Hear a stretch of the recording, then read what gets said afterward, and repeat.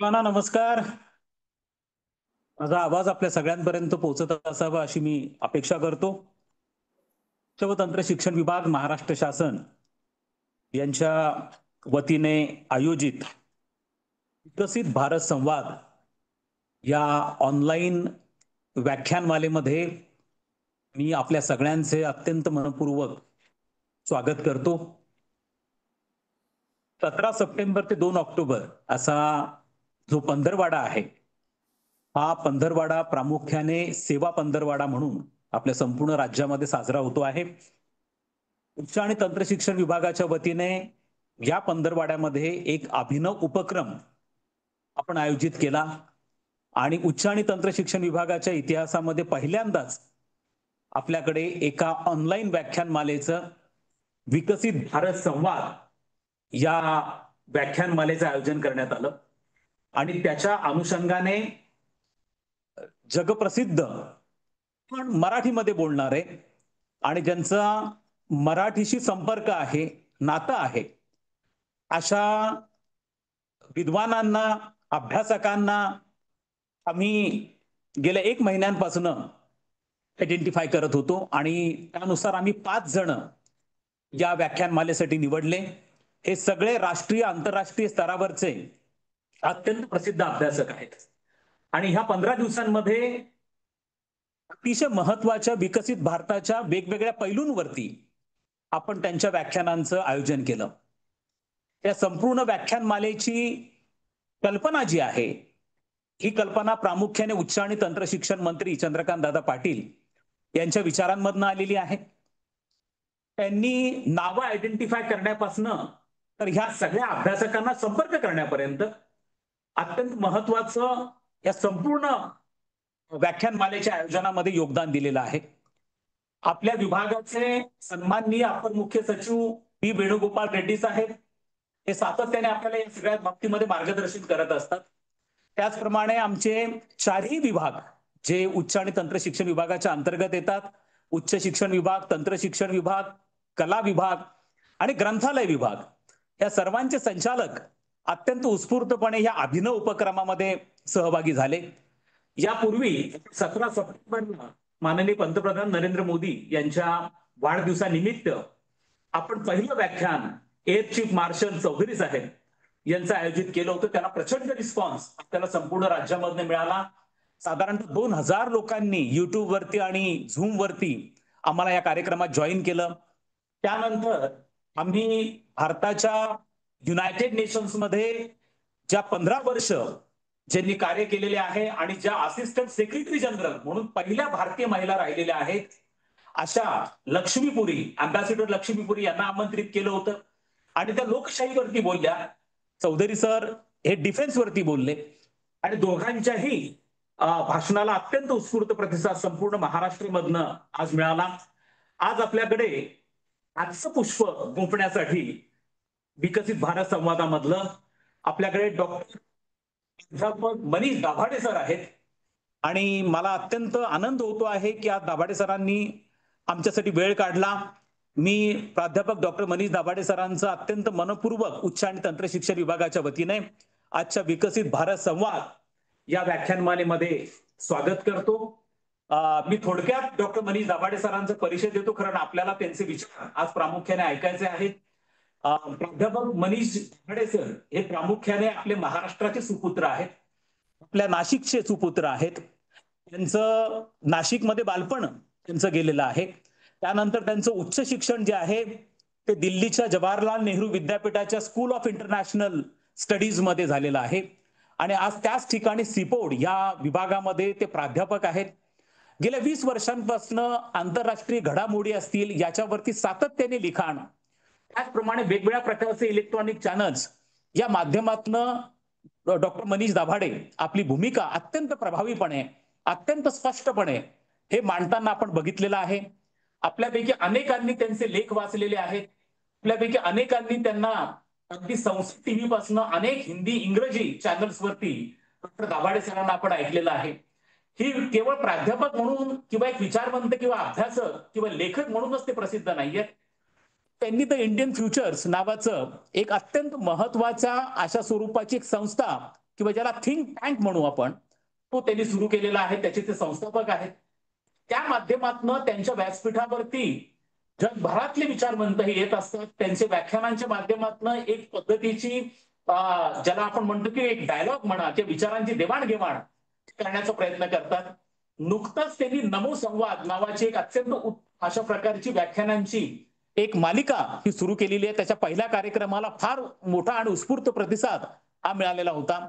मला असं वाटतं की दिल्लीच्या हुज हू मध्ये म्हणजे सगळ्या आज दिल्लीमध्ये परराष्ट्र व्यवहार मंत्रालय किंवा खात्यामध्ये म्हणा किंवा ह्या संपूर्ण सर्कलमध्ये काम करणारा कदाचितच एखादा असा व्यक्ती असेल की जो डॉक्टर दाभाडे यांच्या व्यासपीठावरती आलेला नाहीये. त्यामुळे प्रत्येक जण त्या व्यासपीठावरती येऊन त्यांनी आपले विचार मांडलेले आहेत. त्यामुळे अशा स्वरूपाचे आपल्या मराठी मातीशी ज्यांचं अत्यंत भावनिक नातं आहे आणि ज्यांचं इथनं जे त्यांचं बालपण इथं गेलेलं आहे आणि आज आपल्याला प्रचंड अभिमान आहे की दिल्लीच्या जवाहरलाल नेहरू विद्यापीठामध्ये आज आपला महाराष्ट्राचे एक सुपुत्र आंतरराष्ट्रीय राजकारण आणि परराष्ट्र धोरण या विषयामध्ये अत्यंत उत्तम आणि मोलाचं असं योगदान देत आहेत. आणि आज ते आपल्या व्यासपीठावरती या ठिकाणी उपस्थित आहेत. मी अत्यंत मनपूर्वक या ठिकाणी त्यांचं स्वागत करतो. त्याचप्रमाणे आजच्या ह्या ऑनलाईन व्याख्यानमालेसाठी संपूर्ण राज्यातनं 500 जण आता माझ्या समोर दिसत आहे. आज आपली झूमची कॅपॅसिटी 500 ची आहे ती पूर्ण झालेली आहे. यानंतर सगळेजण युट्यूबला जॉईन होतील. आज संपूर्ण राज्यामधनं आमच्या उच्च आणि तंत्र शिक्षण विभागातले वेगवेगळे घटक, मग त्यामध्ये आमचे प्राध्यापक बंधू भगिनी, प्राचार्य, संस्थाचालक, विद्यार्थी, पालक, विद्यापीठातले सामान्य कुलगुरू, कुलसचिव आणि वेगवेगळ्या प्राधिकरणाचे सदस्य, पत्रकार आज मोठ्या संख्येने या ठिकाणी जॉईन झालेत. मला सकाळी हा विषय अत्यंत इंटरेस्टिंग विषय आहे. विशेष म्हणजे हा विषय स्पर्धा परीक्षांसाठी किंवा स्पर्धा परीक्षांची तयारी करणाऱ्या सर्वांसाठी अतिशय उपयुक्त असल्यामुळे आमच्या सर्व गव्हर्नमेंट PIS ट्रेनिंग सेंटर्स मधले विद्यार्थी, त्याचप्रमाणे इतरही पुण्यामध्ये हा आमचा मेसेज खूप व्हायरल झाला होता आणि त्यामुळे आज स्पर्धा परीक्षांची तयारी करणारा विद्यार्थी वर्ग देखील मोठ्या प्रमाणावरती आपल्याला या ऑनलाईन व्याख्यानमालेसाठी उपस्थित झालेला आहे. कारण आजचा विषय हा अत्यंत महत्वपूर्ण आहे. धोरण हा एक असा विषय आहे की जो आता सर्व स्पर्धा परीक्षांमध्ये ज्यावरती सातत्याने वेगळ्या स्वरूपाचे प्रश्न विचारले जातात आणि आता वेगवेगळ्या कारणांनी, मग तो डोनाल्ड ट्रम्प यांचं टेरिफ प्रकरण असेल, H1B व्हिसाचं प्रकरण असेल, यापूर्वी ऑपरेशन सिंधूर भारत आणि पाकिस्तान मधला संघर्ष असेल, भारत चीनच्या स्वरूपातला असेल किंवा भारत आणि त्यांचं युरोप किंवा इतर देशांबरोबर असलेले संबंध असतील, अशा अनेक कारणांमुळे असेल, पंतप्रधान नरेंद्र मोदी यांचे विदेश दौरे याही दृष्टिकोनातनं अनेक पायंडे, अनेक नवीन ज्याला आपण म्हणू की इतिहास असा स्वरूपाचा घडत जातो आहे. अनेक नवीन प्रवाह राष्ट्र धोरणाच्या क्षेत्रामध्ये आपण सुरू झालेले बघतो आहोत.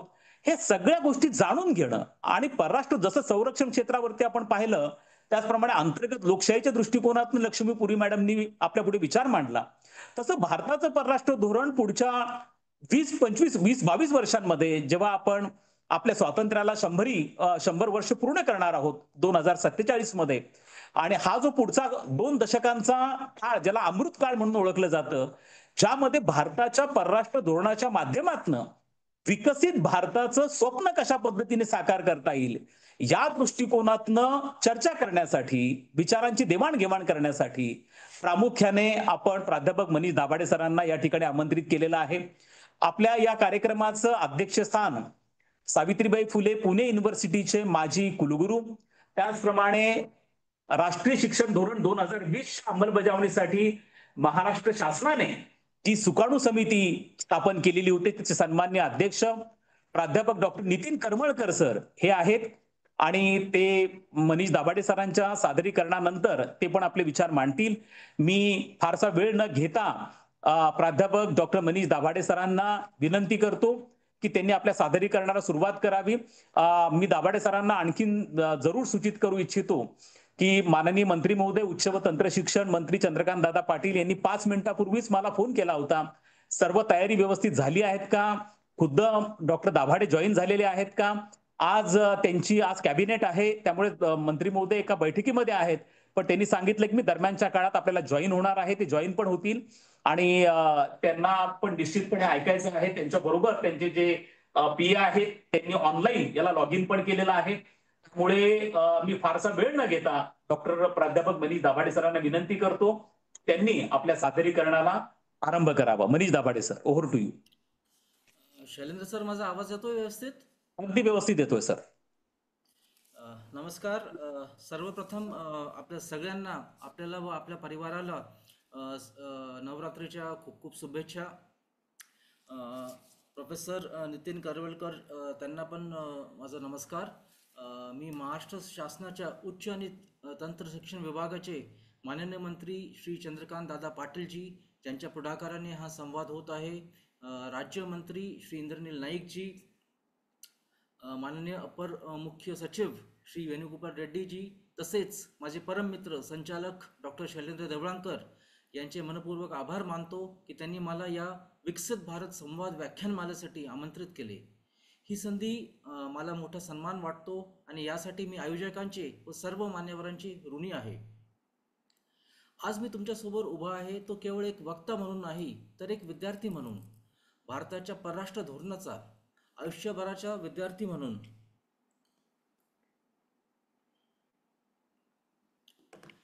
परराष्ट्र धोरण हे कोरडे किंवा शासकीय दस्तऐवज पुरते मर्यादित नसते. ते आपल्या प्रत्येकाच्या जीवनाला स्पर्श करते. आपले पासपोर्ट किती मान्यतेने स्वीकारले जातात, परदेशात शिकणाऱ्या विद्यार्थ्यांची सुरक्षितता कशी जपली जाते, आपल्या कारखान्यांना व बंदरांना, पोर्ट्सला किती गुंतवणूक मिळते, आपल्या सांस्कृतिक वारशाला जगात किती आदर मिळतो, हे सर्व परराष्ट्र धोरणाने ठरते.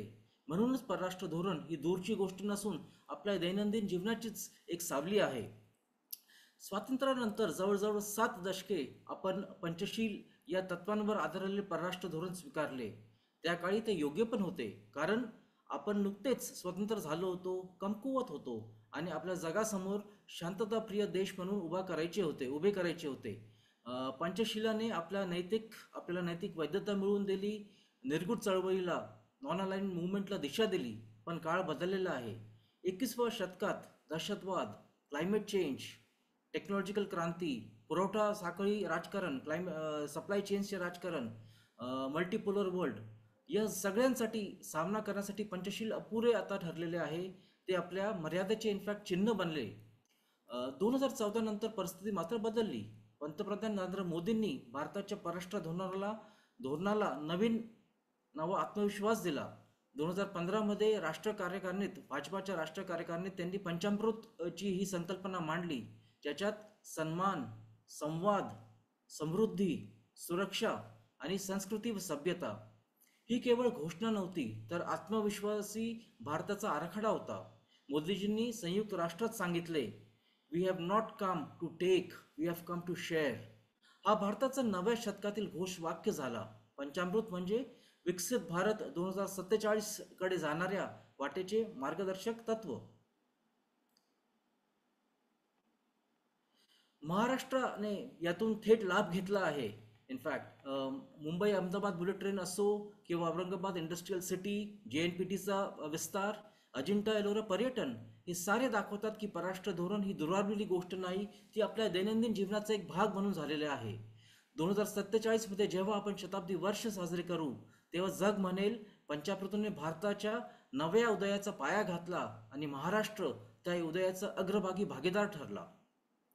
प्रत्येक स्तंभ चा शोध घेण्यापूर्वी आपण पाहिलेल्या व्यापक एक प्रतिमानातील बदलाची ओळख करून घेऊया. दशकापासून भारतीय परराष्ट्र धोरण हे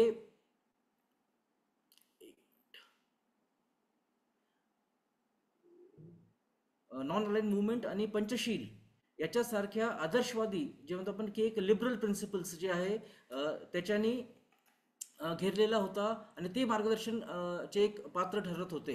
या हेतूने उदात्त परंतु अनेकदा शीतयुद्धातील वास्तव आणि मर्यादित राष्ट्रीय क्षमतांमुळे मर्यादित, तर भारत कधी कधी इनफॅक्ट त्याच्याच वजनाखाली अडकतो. जागतिक व्यासपीठावर एक भित्रा किंवा प्रतिक्रियाशील दिसतो, ओनली रिॲक्टिव्ह.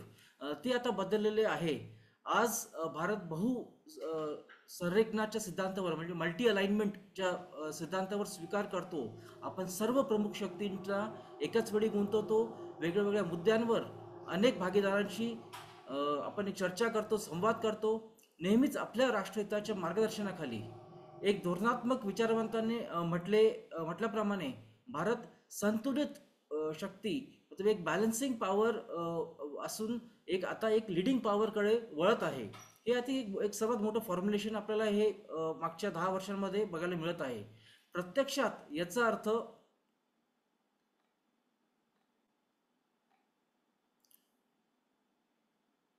जागतिक घडामोडींच्या परिघापासून केंद्रस्थानी जाणे, अजेंडा निश्चित करणे, केवळ त्यांना प्रतिसाद देणे नाही. 2015 मध्ये जाहीर केलेली पंचामृत चौकट जे म्हणतो आपण एक पॅराडाईम, ही या हेतूची सुरुवातीची स्पष्टता होती.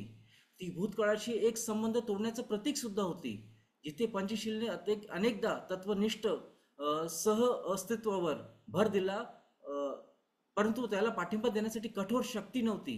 पंचामृत तत्वाला व्यवहाराशी जी व्यावहारिकता आहे त्याच्याशी आता जोडली गेली आहे. ते आपल्या नैतिक भूमिकेत ताकद वाढवते. ते जगाला सांगते की एक नवीन भारत, त्याच्या वारशावर आणि क्षमतांवर विश्वास आला आहे आणि भारत आंतरराष्ट्रीय व्यवस्थेला आकार देण्यासाठी प्रयत्न करतो. जरी तो सहकारी, समावेशक, जागतिक दृष्टिकोनातून वचनबद्ध असला तरी सुद्धा. या संदर्भात आपण पंचामृताचे 5 स्तंभ आणि सिद्धांत आणि दोन्ही बाजूंनी आपल्याला परराष्ट्र धोरणात नवोपक्रम कसे घडवून आणले आहेत याचं आपण परीक्षण करूया. सर्वात पहिले स्तंभ आहे सन्मान. तर सन्मान म्हणजे प्रतिष्ठा. पंतप्रधान मोदी यांच्या नेतृत्वाखाली आपल्या परराष्ट्र धोरणाचा पहिला आधारस्तंभ आहे. जगातील सर्वात मोठी लोकशाही आणि हजारो वर्षांचा इतिहास असलेली संस्कृती म्हणून भारताला जागतिक स्तरावर आदराने आणि समानतेने वागवले जावे, या आग्रहाचे ते प्रतीक आहे. प्रत्यक्षात सन्मान म्हणजे आंतरराष्ट्रीय बाबींमध्ये एक नवीन ठामपणा, वाटाघाटींमध्ये समानतेपेक्षा कमी स्थानावर समाधान मानण्यास स्पष्ट नकार आणि सर्वत्र भारत आणि भारतीयांचा सन्मान राखण्याचा दृढ निश्चय. या तत्वानुसार भारताचे जागतिक स्थान स्पष्टपणे उंचावले आहे. जर भारताकडे नवीन आधाराने जर जग पाहत असेल, याची एक स्पष्ट भावना आपल्याला क्लिअर दिसत आहे. आपल्या पंतप्रधानांना परदेशात स्वागत आणि सन्मान देण्यात आले आहेत, जे या आदराचे प्रतिबिंब करतात. US काँग्रेसमध्ये उभे राहून टाळ्या वाजवण्यापासून ते सौदी अरेबिया, रशिया आणि फिजी सारख्या विविध देशांकडून आंतरराष्ट्रीय पुरस्कारांपर्यंत. परंतु प्रशंसापेक्षाही अधिक सन्मान भारत स्वतःला कसे वागवतो यात स्पष्ट आहे. अनावश्यक बाह्य दबावापुढे न झुकता घेतलेला भारताच्या स्वतंत्र परराष्ट्र धोरणाच्या निर्णयांमध्ये आपल्याला ते दिसते. उदाहरणार्थ, अलीकडच्याच काळात भारताने संवेदनशील मुद्द्यांवर स्वतःचा मार्ग निवडला आहे. मग ते रशिया कडून महत्वाची संरक्षण उपकरणे असो किंवा तेल खरेदी करत असो, इतर शक्तींच्या दबावाला न जुमानता. आणि तुम्हाला ठाऊक आहे की मी कोणाबद्दल हे रेफर करत आहे. किंवा युक्रेन संघर्षावर तत्वनिष्ठ भूमिका घेणे असो, संवाद आणि शांततेवर भर देणे असो, पण एकतर्फी निंदा टाळणे असो, भारताची भूमिका एक सार्वभौम राष्ट्र, एक सॉव्हरेन स्टेट म्हणून त्याला आत्मविश्वास प्रतिबिंबित करते, जो स्वतःच्या हितसंबंधानुसार आणि मूल्यांनुसार निर्णय घेईल. या स्वातंत्र्याचे भारताचे कौतुक केलेले आहे विश्वाने, जो इतरांच्या हुकुमापेक्षा स्वतःच्या एक मॉरल कंपॅस किंवा एक फॉरेन पॉलिसी कंपॅसने मार्गदर्शन करतो. सन्मान हा आपल्या सीमेच्या आत आणि पलीकडे भारतीय लोकांच्या प्रतिष्ठेबद्दल देखील आहे. भारताने परदेशातील संघर्षग्रस्त भागातून आपल्या नागरिकांना वाचवण्यासाठी मोठ्या प्रमाणात निर्वासन मोहिमा राबवल्या. तेव्हा एक उल्लेखनीय उदाहरण समोर आले 2015 मध्ये. येमेनमध्ये जेव्हा युद्ध सुरू असताना भारतीय हवाई दल आणि नौदलाने केवळ शेकडो भारतीयांना नव्हे तर 40 पेक्षा अधिक देशातील परदेशी नागरिकांना देखील बाहेर काढण्यासाठी ऑपरेशन राहत हाती घेतले. एक मानवतावादी प्रयत्न ज्याने भारताची क्षमता दर्शविली आणि जागतिक स्तरावर कौतुक मिळवले. अगदी अलीकडेच 2022 मध्ये जेव्हा रशिया युक्रेन युद्ध सुरू झाले, तेव्हा भारताने ऑपरेशन गंगा या जलद गतीने सुरू केलेल्या मोहिमेमुळे युक्रेनमधून सुमारे 20,000 भारतीय विद्यार्थी परत आणले. भारताचा हस्तक्षेप इतका महत्त्वाचा होता की मॉस्को आणि कीव या दोन्ही देशांनी सुरक्षित कॉरिडॉरसाठी भारताच्या विनंतीकडे लक्ष दिले. जगात कुठेही भारतीयांची सुरक्षा आणि प्रतिष्ठा सुनिश्चित करणे हे आपल्या परराष्ट्र धोरणाचे एक अविभाज्य कर्तव्य बनले आहे. संदेश स्पष्ट आहे. भारत आपल्या लोकांचे रक्षण करण्यासाठी आणि आपल्या वचनबद्धतेसाठी पालन करण्यासाठी खूप प्रयत्न करेल आणि असं केल्याने त्यांनी आंतरराष्ट्रीय स्तरावर आपली प्रतिष्ठा वाढवली आहे. शिवाय सन्मानच्या बॅनरखाली भारताने जागतिक प्रशासनाच्या उच्च टेबलवर, ग्लोबल हाय टेबलवर भारताची स्थितीनुसार स्थान मिळवण्याचा सक्रिय प्रयत्न केला आहे. आजच्या वास्तवाचे प्रतिबिंबित करण्यासाठी बहुपक्षीय संस्थांमध्ये सुधारणा करण्यासाठी पुन्हा उत्साही प्रयत्न केले जात आहे. भारतीय डिप्लोमॅट्स भारतासाठी संयुक्त राष्ट्र सुरक्षा परिषदेत कायमस्वरूपी स्थानासाठी एक मजबूत केस बनवत आहे. ही मागणी आता बहुतेक प्रमुख शक्तींनी समर्थित केलीच आहे, कारण भारताच्या प्रतिष्ठाचा आदर करणे म्हणजे मानवतेचा 1/6 लोकांच्या आवाजाला योग्य वजन देणे आहे. आंतरराष्ट्रीय न्यायालय किंवा संयुक्त राष्ट्राच्या आर्थिक आणि सामाजिक परिषदेसारख्या संस्थांमध्ये भारताची प्रचंड पाठिंबाने निवड आणि सर्वात महत्त्वाचं 2023 मध्ये G20चे अध्यक्षपद, या सर्व गोष्टी या वाढत्या दर्जाचे प्रतिबिंब करतात. खरंच भारताच्या G20 अध्यक्षपदाच्या काळात वसुधैव कुटुंबकम ही थीम स्वीकारण्यात आली होती, जी आपल्या सभ्यतेची नीतिमत्तेला उजागर करते. परंतु उल्लेखनीय म्हणजे हवामान कृती, विकसनशील देशांसाठी कर्जमुक्ती आणि डिजिटल सार्वजनिक पायाभूत सुविधा, डिजिटल इन्फ्रास्ट्रक्चर ज्याला आपण म्हणतो, यासारख्या मुद्द्यांवर अजेंडा ठरवून भारताने स्वतःला सिद्ध केले आहे आणि ते जगाने ऐकले. त्या नेतृत्वात प्रतिष्ठा आहे. संवाद कडे आता वळूया. संवाद हा दुसरा स्तंभ आहे. तो पंतप्रधानी मोदींनी नेतृत्वाखालील भारताच्या राजनैतिक संपर्काचे एक प्रकारे सार मांडतो. सर्वांशी संवाद साधा, सर्वांशी बोला, पूल बांधण्यात कोणतीही कसर सोडू नका. येथील तत्वज्ञान असे आहे की परस्परावलंबी जगात in a era of economic global interdependence एकाकीपणा हा वाढत्या शक्तीसाठी पर्याय नाही. संवाद आणि कनेक्टिव्हिटी ही संघर्ष सोडवण्यासाठी आणि संधी उघडण्यासाठी महत्त्वाचे आहेत. मोदी सरकारचा दृष्टिकोन वेगळे करणारा घटक म्हणजे सहभागाची सक्रिय तीव्रता. पूर्वीच्या काळातील बदल जिथे भारतीय परराष्ट्र धोरण प्रतिक्रियाशील किंवा मर्यादित व्याप्तीचे असू शकते, ही आधीची गोष्ट आहे. 2014च्या आधी सिद्धांतानुसार संवाद हा नॉन अलाइनमेंट पासून तर आपण आता शिफ्ट केलेला आहे टुवर्ड्स मल्टी अलाइनमेंट किंवा ओमनी अलाइनमेंट असं एक म्हटले जाते. तर हे पूर्ण जे 10 वर्षाची जी आपण बघतो ते in fact that is a step towards multi alignment. अलिप्त राहण्याऐवजी भारत आज सर्वांचा मित्र आणि कोणाचाही शत्रू नाही बनण्याचा प्रयत्न करतो.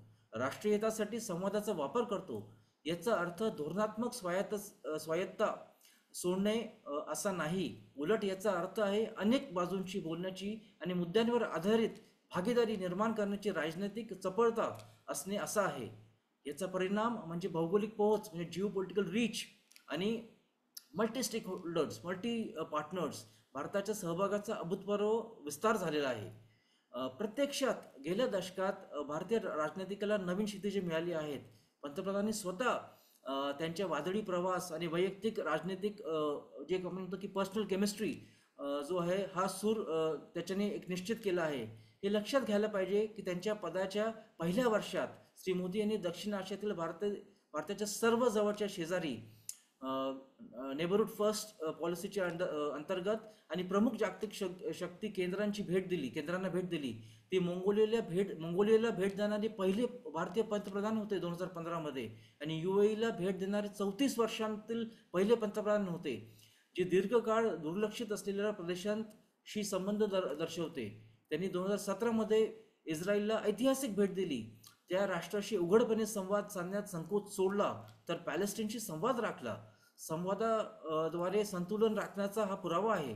मध्य आशिया पासून दक्षिण पॅसिफिक पर्यंत जगाचे असे कुठलेच कोपरे नाही जिथे गेल्या 10 वर्षात भारत पोहोचलेला नाही. भारतीय नेत्यांनी रशिया, अमेरिका, युरोपियन युनियन आणि जपान सारख्या दीर्घकालीन भागीदारांशीच नवीन जोमाने संवाद साधला, तर अरब जगत, आफ्रिका आणि लॅटिन अमेरिका यांच्याशी जवळचे संबंध निर्माण केले आहेत. हे मागच्या आपण 11 वर्षांमध्ये अनुभवलेले आहे सगळ्यांनी. संवाद बद्दल क्रांतिकारी गोष्ट म्हणजे की भारतीय राजनीतिक संस्कृतीला कसे पुनर्दिग्दर्शित केले आहे.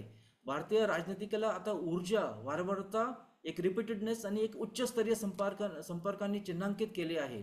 पंतप्रधानांची विविध जागतिक नेत्यांशी वैयक्तिक केमिस्ट्री, मग ते झप्पी असो किंवा राजनीतिकाला किंवा त्यांचे काउंटरपार्टला असो किंवा त्यांच्या सांस्कृतिक संदर्भांचा भाषेत बोलणे असो, अडथळे तोडले आहेत आणि अधिक स्पष्ट संभाषणांना चालना दिली आहे. सामरिक भागीदारी, कॉम्प्रिहेन्सिव्ह पार्टनरशिप सारख्या सैद्धांतिक संकल्पना सतत सहभाग आणि पाठपुरावा करून अधिक अर्थपूर्ण बनवल्या आहेत. प्रतिस्पर्धी किंवा कठीण शेजारी, डिफिकल्ट नेबरहुड जे म्हणतो, देशांशी थेट बोलण्यास तयार राहून आणि आपण उदाहरणतः 2015 मध्ये तत्कालीन पाकिस्तानी पंतप्रधान नवाज शरीफ यांना भेटण्यासाठी श्री मोदी यांनी लाहोरला दिलेल्या धाडसी अचानक भेटीमुळे संवाद सुरू ठेवण्याची तयारी दर्शविली. भारताने संबंध पुनर्संचयित करण्याचा संधीचा एक फायदा घेतला. जरी अशा प्रयत्नांना अपयश आले तरी त्यांनी दाखवून दिले की भारत चर्चेचे दरवाजे बंद करणार नाही. हे भूतकाळातील अलिप्तपणा आणि मध्यस्थ नोकरशाही अतिसतर्क राजण्यातून बाहेर पडण्याची चिन्ह आहेत. ही उघड्या डोळ्यांनी हात पसरून किंवा आदराच्या भाषेत चालणारी एक डिप्लोमसी आहे असं पण म्हणता येईल. आणि मोदी एक मला अजून सुद्धा आठवतं एक त्यांचं एक खूप फेमस एक वाक्य होतं की आंख झुकाकर बात नहीं करेंगे, आंख उठाकर बात नहीं करेंगे, आंख मिलाकर बात करेंगे. मला वाटतं की हे त्यांचं जे स्टेटमेंट आहे हे perfectly captures the spirit of India's foreign policy 2014 पासून. समृद्धी, आता हा जो तिसरा स्तंभ आहे त्याच्याकडे आपण वळूया. समृद्धी जो आहे की हे फार एक तत्व आहे जे भारताच्या आर्थिक प्रगतीला, आपल्या भागीदारांना आणि जागतिक समुदायाच्या व्यापक विकासाशी जोडते. पंतप्रधान मोदींच्या नेतृत्वाखाली परराष्ट्र धोरणाचा स्पष्टपणे देशांतर्गत विकास आणि परस्पर विकास एक साधन म्हणून वापर केला गेला आहे. येथे नवक्रम म्हणजे भारताचा उदय अधिक सुरक्षित आणि फायदेशीर असतो जेव्हा तो सर्व बोटींना it lifts, I mean when a tide comes it lifts all the other boats. I think that is the spirit. अशा प्रकारे राजनैतिक कूटनीती केवळ राजकीय संबंधांबद्दल नाही तर आर्थिक संबंध निर्माण करणे, गुंतवणूक आकर्षित करणे, तंत्रज्ञान सामायिक करणे आणि समृद्धीसाठी सहकार्य करणे याबद्दल आहे. आर्थिक राज्यकलेवर या लक्ष केंद्रित केल्यामुळे धोरणात्मक अभिमुखता आणि परिणामांमध्ये अनेक क्रांतिकारी बदल घडून आले आहे. मी डिटेल्समध्ये जात नाही वेळेमुळे, बट काही ठळक गोष्टी त्याच्यामध्ये मी आपल्यासमोर मांडू इच्छितो की प्रथमतः जे आहे की भारताचे परराष्ट्र व्यवहार त्याच्या देशांतर्गत आर्थिक प्राधान्यांशी पूर्वी कधीही न पाहिलेल्या पद्धतीने जोडले आहेत. सरकारने डेव्हलपमेंट डिप्लोमसी हा शब्द तयार केला जो दर्शवितो की प्रत्येक द्विपक्षीय भेट किंवा शिखर परिषद भारताच्या विकास उद्दिष्टांमध्ये योगदान देऊ शकते. मग ती पायाभूत सुविधा असो, इन्फ्रास्ट्रक्चर डेव्हलपमेंट असो, मॅन्युफॅक्चरिंग असो, कौशल्य विकास असो किंवा नवोपक्रम असो. उदाहरणार्थ जपानशी संवाद साधताना धोरणात्मक चर्चेव्यतिरिक्त आर्थिक सहकार्यावर मोठा भर होतो. जपानने भारतीय प्रकल्पांमध्ये सर्वात महत्त्वाचं मुंबई अहमदाबाद बुलेट ट्रेन अभूतपूर्व गुंतवणूक करण्याचे वचन दिले आहे. UAE आणि सौदी अरेबियासोबत भारताने व्यापक धोरणात्मक भागीदारीमध्ये संबंध वाढवले ज्यामध्ये विशेषतः भारताच्या अगेन इन्फ्रास्ट्रक्चर डेव्हलपमेंट आणि ऊर्जा क्षेत्रात मोठ्या प्रमाणात गुंतवणूक तसेच भारतीय व्यावसायिकांसाठी संधीचा समावेश आहे.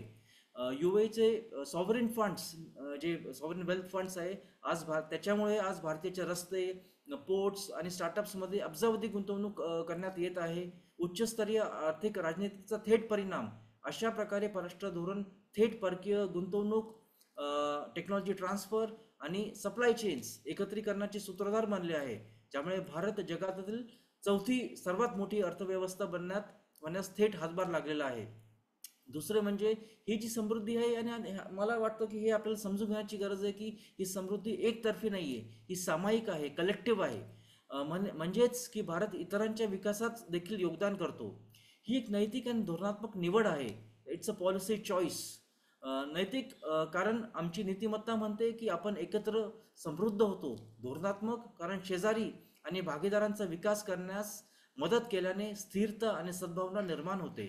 गेल्या दशकात भारताने आपले विकास सहाय्य आणि क्षमता निर्माण कॅपॅसिटी बिल्डिंग प्रोग्राम जे आहेत त्याच्यात लक्षणीयरीत्या वाढवलेले आहे.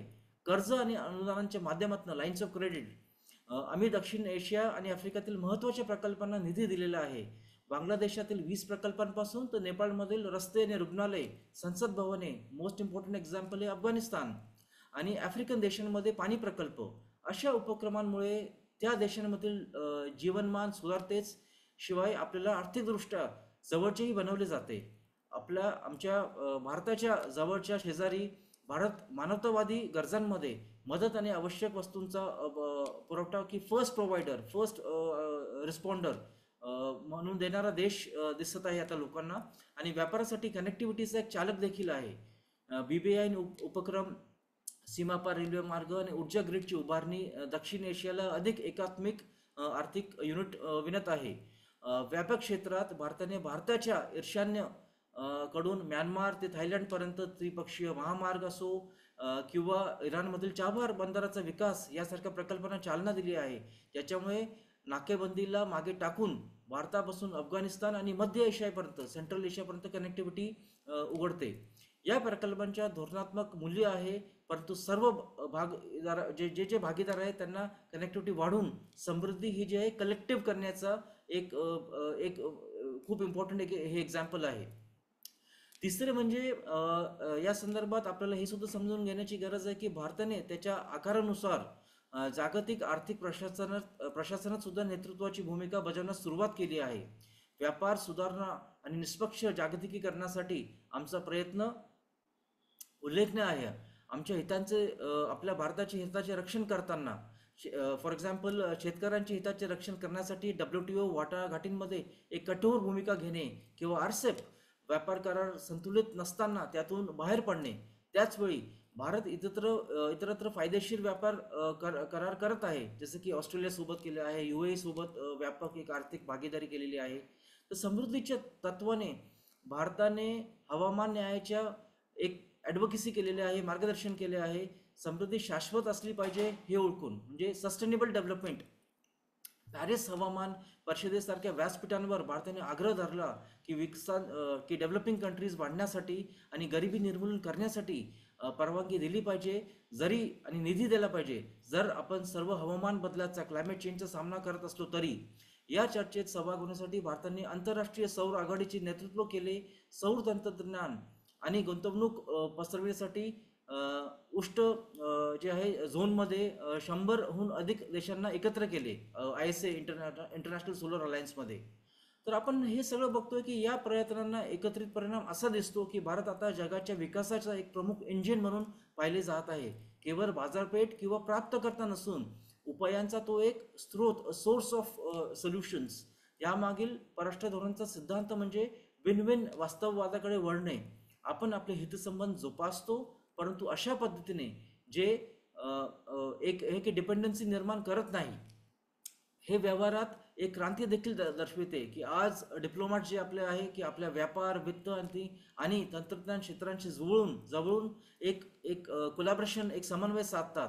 राजदूत करारांवर चर्चा करण्यासाठी जितके असतात, तितकेच गुंतवणूक संधी आणि स्टार्टअप सहकार्यावर चर्चा करण्यासाठी सुद्धा शक्यता असते.